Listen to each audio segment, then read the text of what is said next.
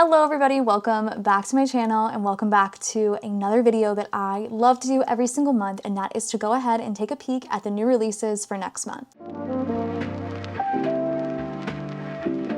When I tell y'all I have had a day with my computer, I have had a whole day. Everything is falling apart, but I am so excited to take a look at the new releases coming out in October for books. I'm hopeful for a lot of like horror releases, but also, I don't know, we never know. So I'm gonna go ahead and pull up Goodreads and we're gonna go ahead and start with some books from authors that I've read from before. Just makes it a little bit easier. And then we can take a look at some other books as well. So at first we have another new release from Miss Frida McFadden. She puts out 5 releases a year, which is honestly kind of crazy. This new one is called The Intruder. It's expected to come out October 7th. It says, who knows what the storm will blow in? Casey's cabin in the wilderness is now built for a hurricane. The roof shakes, the lights flicker, and the tree outside her front door sways ominously in the wind, but she's a lot more worried about the girl she discovers lurking outside her kitchen window. She's young, she's alone, and she's covered in blood. The girl won't explain where she came from or loosen her grip on the knife in her right hand. When Casey makes a disturbing discovery in the middle of the night, things take a turn for the worse. The girl has a dark secret, one she'll kill to keep. And if Casey gets too close to the truth, she may not live to see the morning. Okay.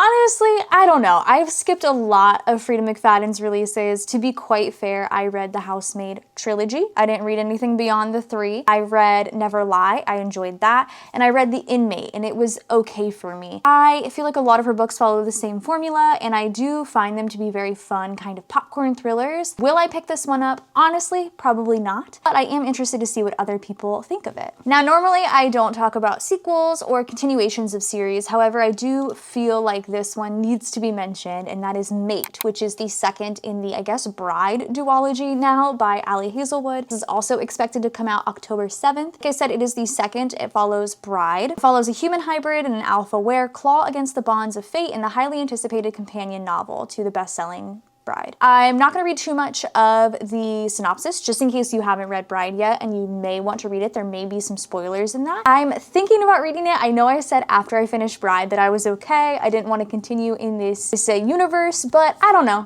I like Ali Hazelwood's writing. I find her to be very charming. I enjoy her female main characters. I find them to be super witty, and the banter is always really great. And it would also look great on my shelf. So I'll think about it, but I am excited for it. This next one is called Dating After the End of the World. This is by Geneva Rose, who I read The Perfect Marriage from, and this is expected to come out October 1st, so next week, y'all. There's nothing like the undead to bring the living together in an action-packed and apocalyptically romantic, genre-shattering novel. Interesting. Then we have a main character named Casey. It says, Casey Pearson grew up with a doomsday prepping father. At 18, tired of living an unconventional life, she left home, vowing to never return. More than a decade later, a mysterious viral outbreak changes everything, including the people it infects, turning them into zombie-like creatures. It's the end of the world and no one saw it coming, well, except for Casey's father. With no place left to run and danger lurking around every corner, Casey is forced to return home. Upon arrival, she's surprised to find that her dad has hunkered down with a group of survivors, including her arch nemesis, Blake Morrison, the high school bully who made Casey's teenage years a living hell. While struggling to live on the compound, face outside threats, and survive alongside her handsome enemy,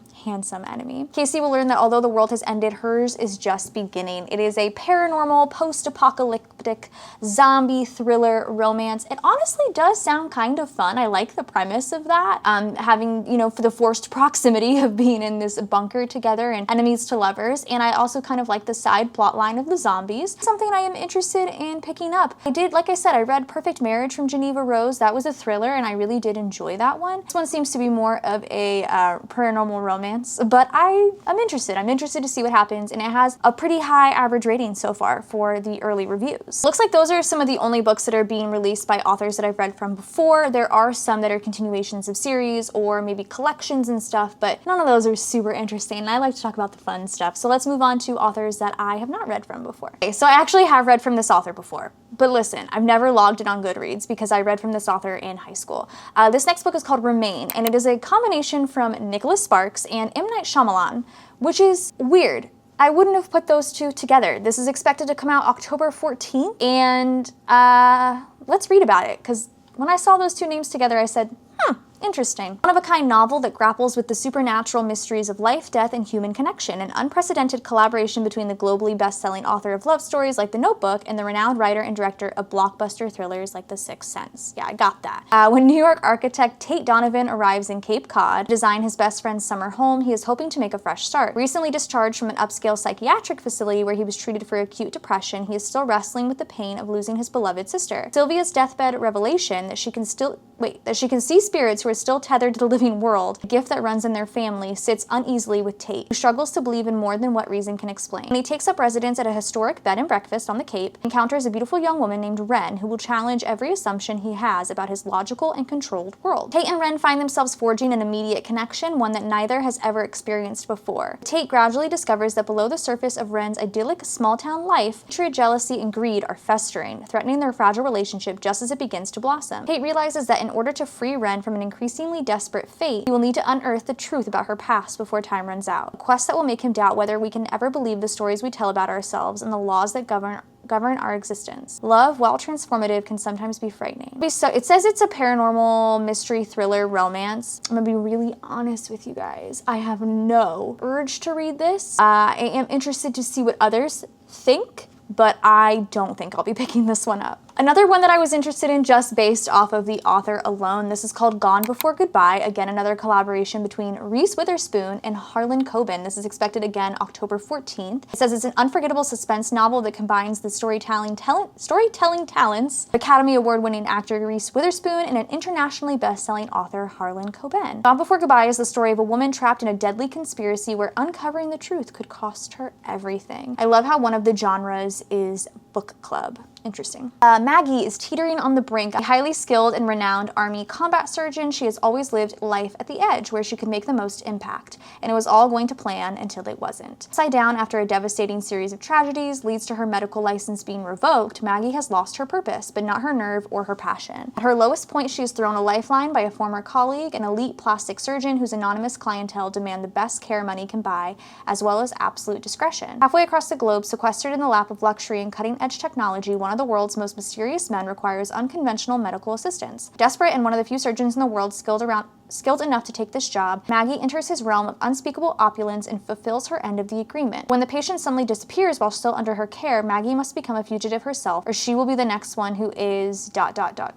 So it's a thriller. It sounds interesting. I like the concept of her being like a plastic surgeon and having these really expensive and luxurious clientele that she needs to be taken care of while also keeping it a secret. I don't know where it's going. It does sound interesting and it does have good reviews so far, although there are only 47 ratings. So I'm interested to see what other people say about this one, but I will probably pass just for now. This one is so cute and it's so odd that I'm talking about this in October new releases, but I guess that makes sense. This is called Good Spirits. It's by B.K. Borison and it's expected to come out October 21st. It looks like it's the first of a series because it says Ghosted #1, which is very cute and I love this cover. It says he's the ghost of Christmas past. She's not exactly Scrooge. Ghost of Christmas past Nolan Callahan intends to spend this holiday haunting like every other, get in, get out, return to his otherwise aimless existence as a ghost awaiting the afterlife. But when he's faced with Harriet York, the sweetest assignment he's ever had, he suddenly finds himself wishing for a future. I still can't get over that cover. That is so cute. Harriet York has no idea why she's being haunted. She's a good person, or at least she tries to be a people pleaser to her core. She always does what's expected of her. But as she and Nolan begin to examine her past, they discover there are threads that bind them together and realize there might be more to moving on than expected. With the deadline of Christmas Eve fast approaching, will they find the key to their futures in each other's pasts, or will they stay firmly in the present, indulging in their unexpected spirited connection? Filled with magic, mayhem, and a cozy holiday charm.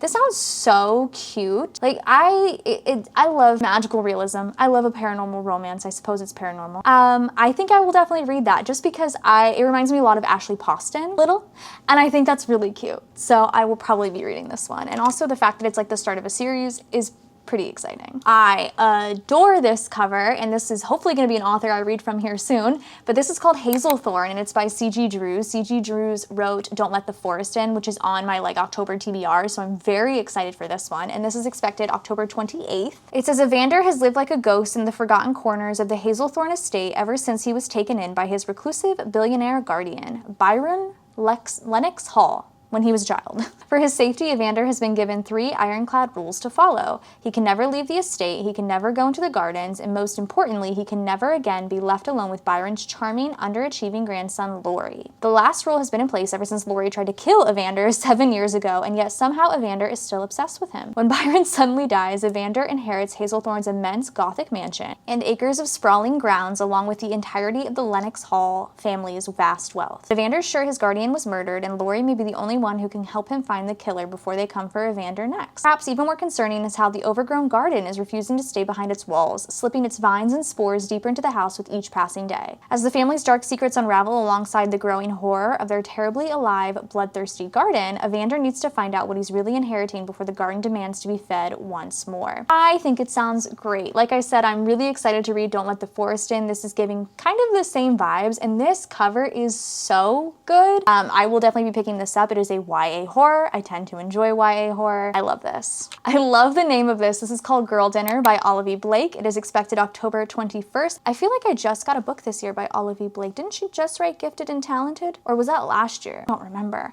But hey, good on you. It says, good girls deserve a treat. All right.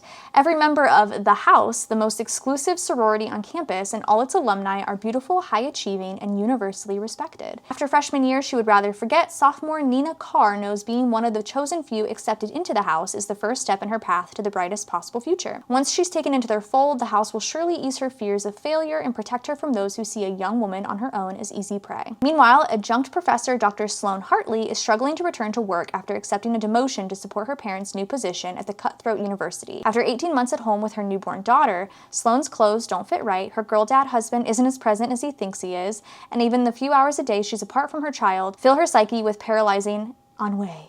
Ennui. The only reason I know that word is because of Inside Out 2. When invited to be the house's academic liaison, Sloane enviously drinks in the way the alumni seem to have it all, achieving a level of collective perfection that Sloane so desperately craves. As Nina and Sloane each get drawn deeper into the arcane rituals of the sisterhood, they learn that living well comes with bloody costs, and when they are finally invited to the table, they will have to decide just how much they can stomach in the name of solidarity and power. I will be reading this. That sounds absolutely incredible. It is dark academia, it is horror, thriller. I would like to read that. I would like to have that. And I want the cover with the pages that look like that, because they're really pretty. Next up from Stephanie Perkins, we have Overdue. This is expected October 7th, another cute little contemporary romance. Is it time to renew love or start a new chapter? That is so cute. It says Ingrid Dahl, a cheerful 29-year-old librarian in the cozy mountain town of Ridgetop, North Carolina, has been happily dating her college boyfriend Corey for 11 years without ever discussing marriage. I think I've read this one before, and also low-key feel like this might already be released. When Ingrid's sister announces her engagement to a woman she's only been dating for 2 years, Ingrid and Corey feel pressured to consider their future. Neither has ever been with anybody else, so they make an unconventional decision. They'll take a 1-month break to date other people, then they'll reunite and move toward marriage. Ingrid even has someone in mind. Her charmingly grumpy coworker, Macon? Oh boy, and I have a last name like this, so I don't know why I'm struggling. Noah Kowski. My last name is similar, and yet somehow I can't say it. On whom she's secretly crushed for years, but plans go awry, and when the month ends, Ingrid and Corey realize they're not ready to resume the relationship. And Ingrid's harmless crush on is it Macon? It has to rhyme with bacon, right? Has turned into something much more complicated. Overdue is a beautiful slow burn romance full of lust and longing about new beginnings and finding your way. Sounds really cute. And again, I feel like I may have read the synopsis for this before. Maybe the pub date got pushed back or something, but this just sounds really cute, and I will probably end up reading this at some point. Yay! A new fantasy, and the byline for this sounds great. Plus the cover is so pretty. This is called A Curious Kind of Magic by Mara Rutherford. It's expected October 21st. It says Howl's Moving Castle meets Little Thieves in this cozy fantasy about the teenage owner of a mostly fake magical curiosity shop and a girl cursed to turn everything she touches into magic. It's a young adult fantasy. This sounds actually really cute. I'm not going to be able to pronounce the town that this is in, but I'm going to try. It says everyone in Ardmere knows that Willow Stokes is a charlatan, including Willow herself. Her father's shop hasn't sold anything magical in decades, and it's only hanging on by the skin of the fake dragon's teeth Willow sells as charms, along with enchanted ostrich eggs, taxidermied chimeras, and talismans made of fool's gold. Until Outlander Brianna Hargrave appears and turns Willow's fakes into exactly what they're purported to be. But try as Willow might to enlist Bree's help, she wants nothing to do with Willow and her curiosities. Because Brianna is harboring a secret of her own, everything she touches turns to magic, and the consequences have chased her all the way to Ardmore. All she wants to do is find a particular missing grimoire, which contains a spell that can finally put an end to her curse. Desperate to keep her father's shop, Willow proposes a bargain that could save them both, together with a frustratingly handsome printer's assistant. I just love when everybody's like angrily cute. Like, why are you so cute but you're grumpy? I think that's really cute. The girls will uncover a plot that goes far deeper than either could have imagined. But when Willow is forced to participate in an ambitious collector's quest for the rarest magical object in the world, a quest that risks almost certain death, she learns that not all treasure is for sale, and that true magic is closer than she ever could have imagined.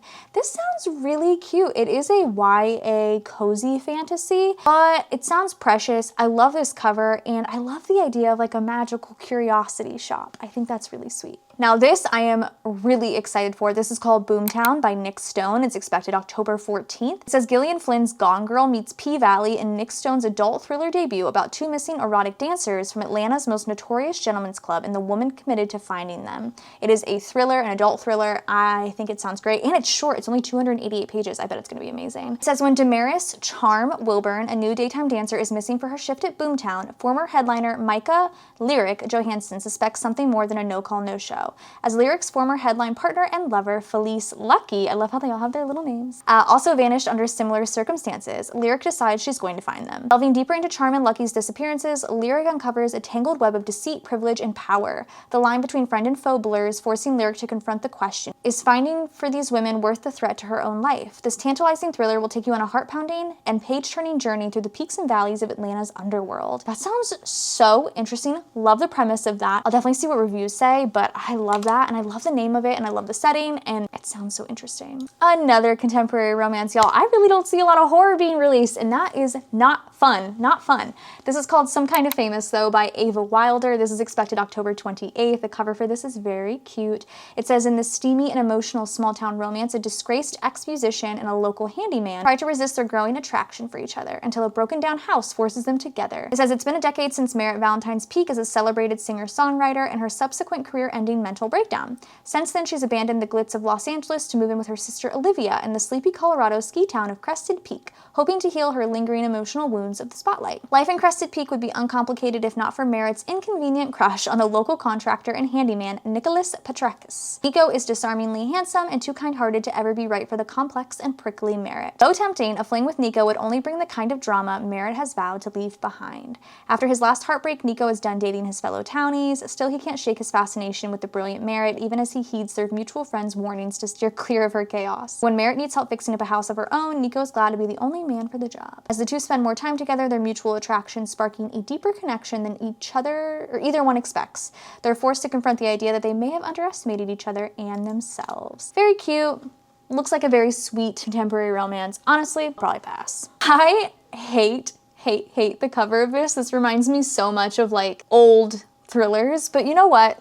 Let's bring him back. This is A Deadly Book Club by Lynn Liao Butler. This is expected October 21st. It is a mystery thriller, a book about books, which I enjoy. And you know what? We need more thrillers. So I'm gonna read you the synopsis. Virtual book club listens in horror when the screen freezes and one of their members is murdered in this twisty and delicious thriller from the author of Someone Else's Life, perfect for fans of First Lie Wins and The Writing Retreat. So I like that idea. It says 5 of the most prominent book influencers in the US make up an exclusive virtual book club that's the envy of the online book world. Once a month, they get on a video call to sip cocktails, chat about social media campaigns, and book events, and discuss their monthly book club pick. Until one meeting when all of their screens freeze and they listen to gut-wrenching screams as one of them is brutally attacked. It feels like an eternity before the video call drops, and thus begins the frantic texts and phone calls as they try to figure out who was murdered and why. It's kind of crazy.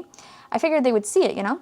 As the investigation unearths secrets each of them need to keep buried, the jealousies, hidden resentments, and trouble in their personal lives begin to surface. The remaining 4 women are suspicious of each other, pointing fingers to take the heat off their own indiscretions. But if they want to figure out who killed their friend, they need to band together and put past hurts behind them, or one of them will be next. That kind of sounds pretty interesting.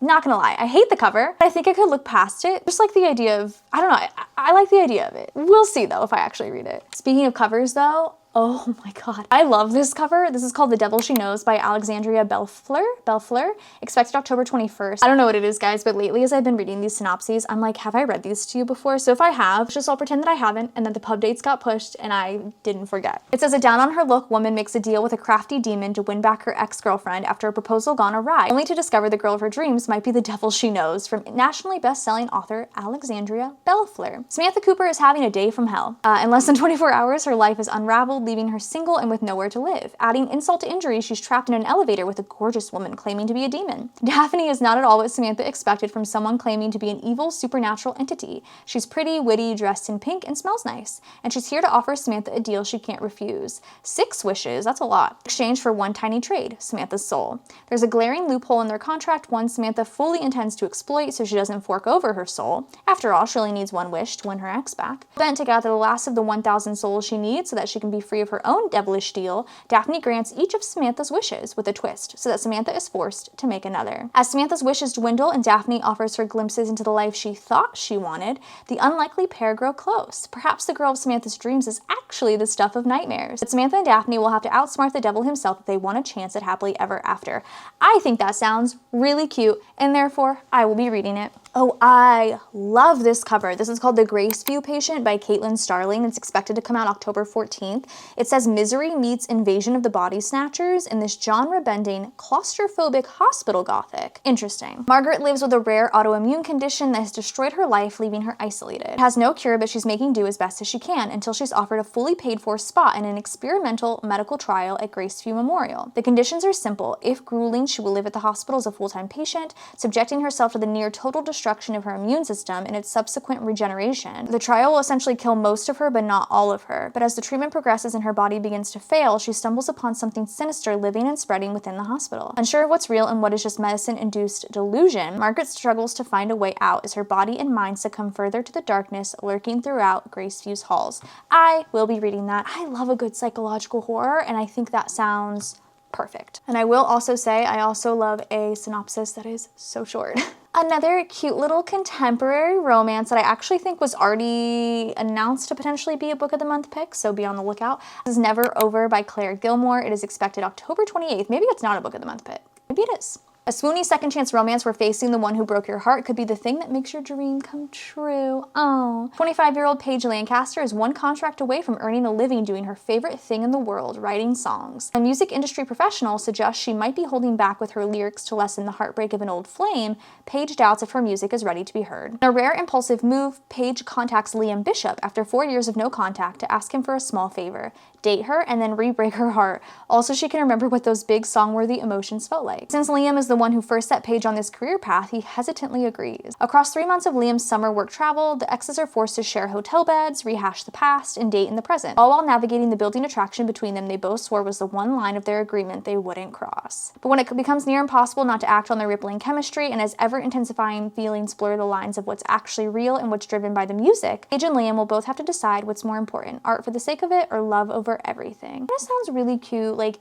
fake dating, exes to lovers. I don't know, I kind of like the idea of it. Although I will say, I don't really like the idea of like a singer-songwriter type thing. Like that's never been my thing, but we'll see, maybe it could be. Okay, so this next book is right up my alley, both in name, synopsis, and look at this cover, you guys. So this is called Crafting for Sinners by Jenny Kiefer. It's expected October 7th. I honestly almost want to pre-order this because this sounds so good. It says a queer woman must fight her way out of a big box craft store run by a diabolical religious cult in this gripping survival horror novel. That sounds amazing. It says Ruth is trapped. She's stuck in her small religious hometown of Kill Devil, Kentucky, stuck in the closet and stuck living paycheck to paycheck. After her manager finds out that she lives with her girlfriend, Ruth is fired from her job as a cashier at New Creations, a craft store owned by the church that dominates life in the town. In an act of revenge, Ruth attempts to shoplift some yarn but is caught red-handed by a New Creations cashier. Instead of calling the police, the employees lock her in the store and attack her. When Ruth is forced to stab out one of the eyes with a knitting needle, she realizes she's facing far bigger trouble than a simple shoplifting charge. As Ruth fights for her life, she plunges deeper into the tangled web of the New Creationists who are hiding a terrible secret that threatens not only her, but the entire town. This relentless horror novel will have you on the edge of your seat as it hurtles towards a breathtaking conclusion. Will Ruth escape, or will the shocking secret at the heart of the cult die with her? I will be reading this. This is everything. Next we have Wreck by Catherine Newman. This is expected to come out October 28th. This is from the same author that wrote the book Sandwich. I have yet to read Sandwich. I honestly don't think I have any like real urge to read it, but I know a lot of you have and probably are interested in this as well, so I figured I would share with you. It says if you loved Rocky and her family on vacation on Cape Cod, wait until you join them at a home 2 years later. So is this like a sequel? And if this is your first meeting with this crew, get ready to laugh and cry and relate. Rocky, still anxious, nostalgic, and funny, is living in Western Massachusetts with her husband Nick and their daughter Willa, who's back home after college. Her son Jamie has taken a new job in New York, and Mort, Rocky's widowed father, has moved in. It all couldn't be more ridiculously perfectly normal until Rocky finds herself obsessed with a local accident that only affects them, and with a medical condition that she hopes won't affect them at all. With her signature wit and wisdom, Catherine Newman explores the hidden rules of family, the heavy weight of uncertainty, and the gnarly fact that people, no matter how much you love them, are not always exactly who you want them to be. So it's just another contemporary literary fiction.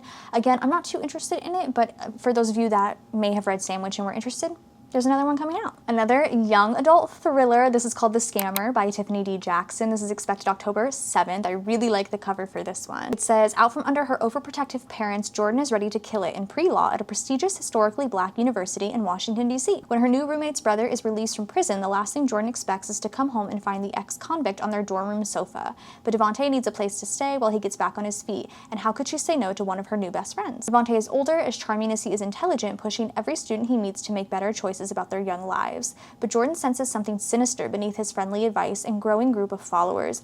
Is this like a cult? When one of Jordan's roommates goes missing, she must enlist the help of the university's lone white student to uncover the mystery, or become trapped at the center of a web of lies more tangled than she can imagine. Oh, it is like a cult, because it's called The Scammer. Interesting. I don't know about this one. I don't think I've never read anything from Tiffany D. Jackson. I have heard good things about her writing, and we shall see. I saw the byline for this one and again got excited. It's called We Had a Hunch, a Mystery by Tom Ryan. This is expected October 14th. It says Nancy Drew meets Yellow Jackets and We Had a Hunch. I love Yellow Jackets. Few stories captured the public's imagination in the year 2000, like the friendly rivalry between the teen detectives of Edgar Mills, Massachusetts. Twin sisters Alice and Samantha Van Dyne were thrust into the spotlight when they helped their father, Sheriff Bill Van Dyne, bust a dangerous drug smuggling ring. Across town, bookish Joey O'Day proved himself to be a talented investigator of a different sort when he used his computer skills to expose an online grifting preying on elderly victims. As the two sets of teenage sleuths began jockeying to outdo each other, they became a sensation, appearing on talk shows and the covers of teen magazines. But when a brutal series of murders rocked Edgar Mills, a deadly miscalculation on the part of the Van Dyne twins led to the shocking and gruesome deaths of both their father and Alice's boyfriend. The killer, Bruce Philip Kershaw, better known as the Janitor, was ultimately captured, but both Edgar Mills and their beloved teen detectives would never be the same. It's been a quarter century since the Janitor terrorized Edgar Mills, and the teen detectives have grown up. Samantha and Joey have Sam, I think it's have headed to Los Angeles, and have a life as a B-list reality TV star. That was worded really strangely. And Joey is a lucrative tech career in Boston. Alice, on the other hand, still lives in Edgar Mills, rooted by her guilt and heartbreak. When Edgar Mills is shaken by a new murder that matches the janitor's MO, Kershaw offers from his maximum security prison cell to provide information that could help crack this new case. The catch, he'll only talk to the teen detectives that put him away. I think it sounds pretty interesting. I think I would read it. I'll add it to my wish list. Another cowboy romance. I think this is another start of the cowboy romance series. I love that authors are jumping on this. This is called Dust Storm by Maggie C. Gates, expected October 7th. And like I said, it's the start of a series called The Griffith Brothers. It says a single dad rancher and a rich city girl bump heads and more. What else are they bumping? In this first cowboy romance in the Griffith Brothers series. For Christian Griffith, his #1 rule is you ride in my truck, you let me open the door. Another problem in his busy life was the last thing he needed. Unfortunately, argumentative Cassandra Parker showing up on his family's ranch and sticking her nose in their business isn't even his biggest problem. Neither is the fact that with nowhere else to live, she's in his house. The biggest problem, the engagement ring on her finger. I was gonna say, this sounds a little bit like Heartless. Cassandra has a life motto: if you're going to kill someone, make it look like an accident. Cry at the funeral, admit to nothing, and deny everything. Exiled from New York and stranded on a cattle ranch, she didn't exactly choose to be Christian's problem. Living with the single dad and his daughter was a downgrade from her high-rise office and city comforts. But she agreed for one simple reason: desperation to save her job and salvage what's left of her career. And this hot cowboy won't lasso her into staying a second longer than necessary. Can we talk about how she killed somebody though? What was that? We'll see. All right, and then I think last but not least, I'm loving these covers this month and the name. This is called Colin Gets Promoted and Dooms the World by Mark Waddell, expected October 7th. Look at this cover. It says, warning, under no circumstances must employees strike a deal with unauthorized personnel on Dark Enterprises property. Such behavior could result in death or the end of the world. Colin is a low-level employee at Dark Enterprises, a hell-like multinational corporation solving the world's most difficult problems in deeply questionable ways. After years of toiling away in a cubicle, he's ready to climb the corporate ladder and claim the power he's never had. The only problem is he's pretty sure he's about to be terminated. Like, terminated. It's tough because his BFF has just set him up with a great guy. In fact, maybe he's a little too great and asks a lot of questions. When Colin meets a shadowy figure promising him his heart's deepest desire, he can't resist the urge to fast-track his goals. In return for a small, unspecified favor, he asks for the one thing that will improve his life, a promotion. But that small favor unleashes an ancient evil. People in New York are disappearing, the world might be ending, and management is starting to notice. Getting to the top is never easy, and now it's up to Colin to save the world. It's the ultimate power move after all. I'm sorry, that sounds amazing. I think I'm gonna end up reading this one. So that's it for all of the new releases that I'm going to be talking about today that are coming out in October. I'm excited for a lot of these. A lot of these have incredible covers. Like, I'm not kidding. Some of the best covers I've seen in a long time. I'm excited to get to read some of these. If there's any that you've seen that you're interested in, let me know. If there's any that I missed that you think I might be interested in, also let me know. I hope you guys enjoyed this video. Go ahead and subscribe if you're not already, and I'll see you guys in my next one. Bye, guys.